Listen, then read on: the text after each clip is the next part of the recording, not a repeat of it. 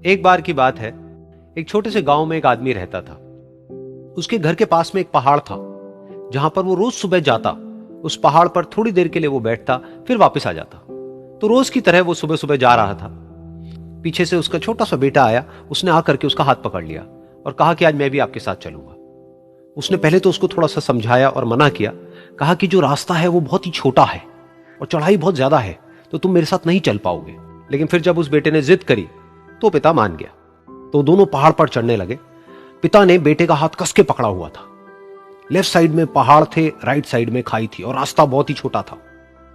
और वो पहाड़ की चोटी तक पहुंचने ही वाले थे, तभी रास्ते में एक बड़ा सा पत्थर आया। क्योंकि पिता उस रास्ते पर रोज आता था, तो उसको पता था कि वहां पे पत्थर है, तो वो साइड से निकल गया। लेकिन जो बेटा था उसका ध्यान कहीं और था, तो उसका घुटना जा करके उस बड़े से पत्थर पर टकरा गया। तो फिर उस बच्चे के मुंह से एक चीख निकली। और जैसे ही वो चीखा, उसकी आवाज उन पहाड़ों में गूंजने लगी।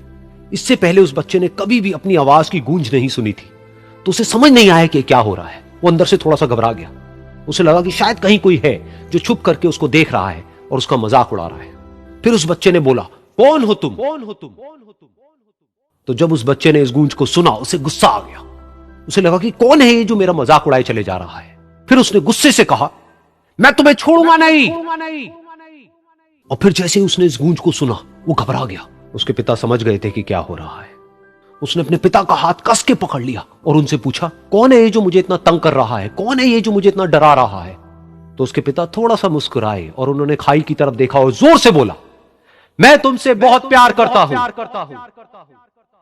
ये सुनकर वो बच्चा हैरान हो गया। उसे समझ नहीं आया कि हो क्या रहा है, कि वही इंसान जो उसका मजाक उड़ा रहा है और उसको तंग कर रहा है, वो उसके पिता को बोल रहा है कि मैं तुमसे बहुत प्यार करता हूं।